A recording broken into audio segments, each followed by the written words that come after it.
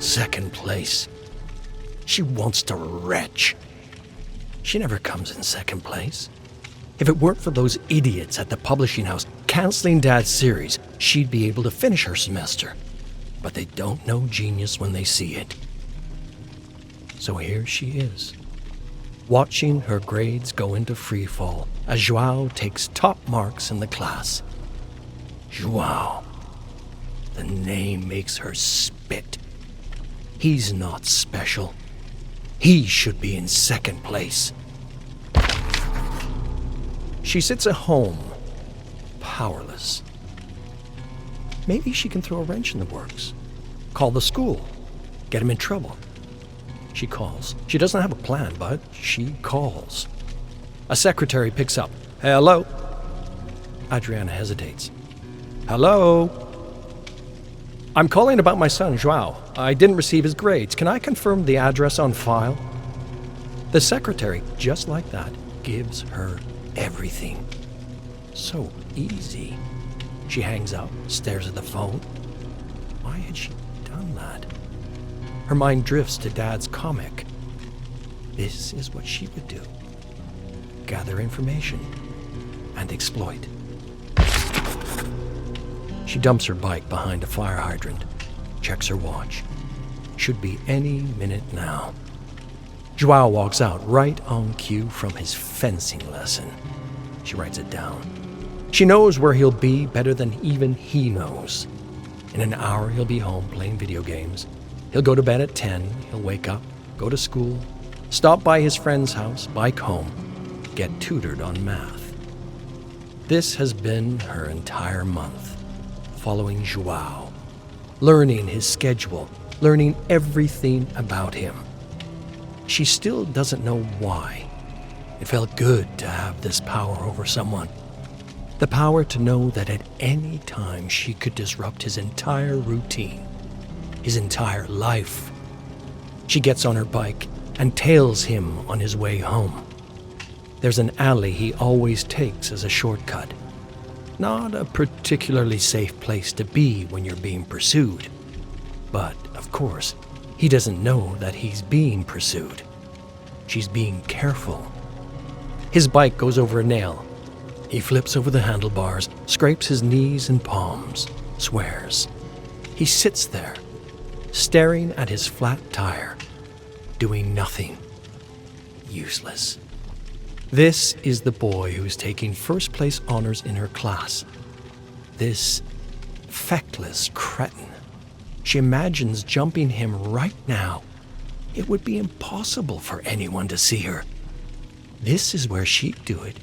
From Dad's manga, she thinks to herself, this is where I'd do it. She pores over the black, scratchy drawings of soñadoras sombrías. There must be some kind of clue in here. Something she missed. Something that would explain why her father walked out the door that day and never came back. There were no answers. Not to that question, anyway. This comic that her father had worked on every night to the dim light of an old accountant's lamp instead lay out a blueprint. A blueprint on how to live. She loved Arivalente, her father's first manga, but it didn't teach her anything. Not like this. The Skull Merchant has a system. She learns everything she can about her target, stalks their digital and literal footprints until she has a complete profile of their every move. Knows them better than they know themselves. And then she waits until they're completely stuck in their routine, and she shatters it. She chooses only the most elite opponents. Initially, it was to protect the weak, but that pretension faded quickly. Eventually, her only goal is to destroy those who challenge her claim to be the best. Takes them out of their element and destroys them. Scared, alone, and far from home. Adriana sees the parallels. The rich, comfortable executives she deals with daily operate with a sickening detachment, so used to their lives of comfort, convinced of their own invincibility. It won't be easy to crack their armor, but worthwhile endeavors are rarely easy. The Skull Merchant dips her blade into the fetid water, lets the blood and ichor slide off the gleaming carbon fiber, lets herself relax. Another job done. She removes her weapon slowly out of the water, taking care not to let any fall on the floor, and hangs it on the wall. Water is a terrible thing to waste. She walks across her tiny Spartan room and plugs a cord from the wall into the nape of her neck. The real world dissolves around her, replaced by the other world. A bright world, a clean, perfect lie. She stares right into the sun for a few moments, stopping only to close some particularly invasive pop-ups that have burrowed their way into her hardware. "You're the merchant, right?" A timid voice calls out somewhere behind her. She turns. A chipmunk with jacked human arms stares back at her. "I might be. Who's asking?" "Someone won the job." This guy probably paid top credits for that avatar, and he looks like an absolute joke. She isn't laughing, though. "I don't take jobs anymore. I work for myself." "Well, you might be interested in this one. He says you're run down, that you're all but retired." "And who's he?" "I don't know much about him. He's a cyborg. Long past cyborg, I think. Might have run out of flesh to fuse the steel tube. Might just be a robot by now. Goes by the name, Terry Chrome." "We'll see who's out of touch," she says, and jacks herself out of the other world. She looks at her bed and sighs. Won't get much sleep tonight. The hunt's calling. She gazes out of her window over the blasted-out wasteland of Rio de Janeiro as she plugs her arm back into the blade. Some people can't wrap their head around it. The business doesn't need to be successful to be profitable. Sure, it helps, especially at the beginning, but she's not in the beginning of company's business. Grab something with decent gross revenue, but ballooning expenses. Slash the budget, cut anyone who isn't keeping the lights on, squeeze some profit out of it, and sell it at a markup to the first idiot who doesn't look under the hood. Lining up a directorial board that sees it the same way, though, not so easy.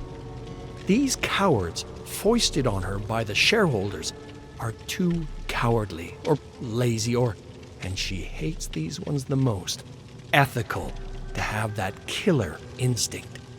The self-righteous ones are the worst. As if it's ethical to do anything less than everything to make the line go up. So long as you're in the black, you're in the right. She yearned to take them out like she had so many of her rivals before. Take them out to the forest and hunt them like dogs. But there's no challenge in that. These are soft, helpless fools, fish in a barrel. She's like the Skull Merchant. She only hunts apex predators. She'll have to do this the old-fashioned way, through remorseless, bureaucratic maneuvers. Finally, a target worth pursuing. It's been a while since we had a good one, and this is a really, really good one. Former military turned private contractor, retired from the battlefield to a quiet hobby farm to the northwest. Some say he survived months alone in the forest with nothing but a combat knife. And he's got the one parcel of land that stands between Adriana and the factory she's trying to build. Weeks of talks go nowhere. He doesn't want to sell. Bigger numbers do nothing to change his mind. The board starts talking about selling the land surrounding his to give up on the factory, to build somewhere else. They might be right, but that doesn't matter. She doesn't lose. She doesn't come in second place. So she goes to meet him herself, face to face. She mentions the offer. He politely refuses again. That's too bad. She hopes his will is up to date. As she leaves, she feels a flush cross her face. She overplayed her hand. A guy like that will be hyper-vigilant now. It won't be easy to extract him, and it sure as hell won't be easy to hunt him. But as her mind wanders to the hunt, the nerves turn into excitement. She'll figure it out. She just needs to learn everything about him. Adriana looks into her new arm-mounted display. Her drone floats 50 stories above the city, at the unfinished penthouse of a new luxury building her company invested in. Through its camera, she sees the soldier awakening from a chemically assisted slumber. She watches as he shakes himself awake, immediately alert and focused. He rushes to the edge of the building and nearly falls. Not like that, old man. Don't make this easy. She watches as he finds his bearings, stalks around the building, getting a feel for its blueprints, finds the combat knife she so kindly left for him to defend himself, and descends the first flight of stairs towards freedom. She knows the layout of this building like the back of her hand.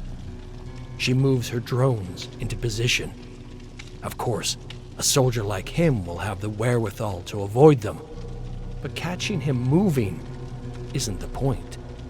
They're there to cut off options, to herd him exactly where she wants him.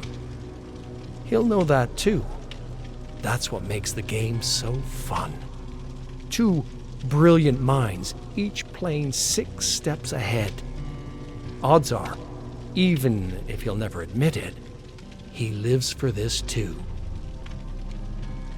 She straps her blade to her arm, a gleaming silver edge inspired by her father's manga. One more thing to tie her to him. She remembers him reading to her every night from Advalente. How singularly focused he was on his craft. It was the thing she admired most about him. She owed it to him to keep his vision intact. More than intact. Alive.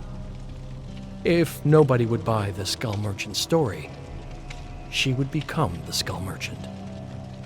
One way or another, people will know his story.